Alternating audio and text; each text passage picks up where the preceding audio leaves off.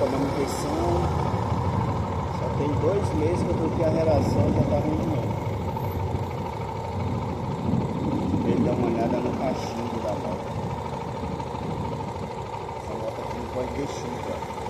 É assim, tá? Pega aquela chuva pesadona, esquece. Só deixa na água. Cara, por todo canto, você nem sabe.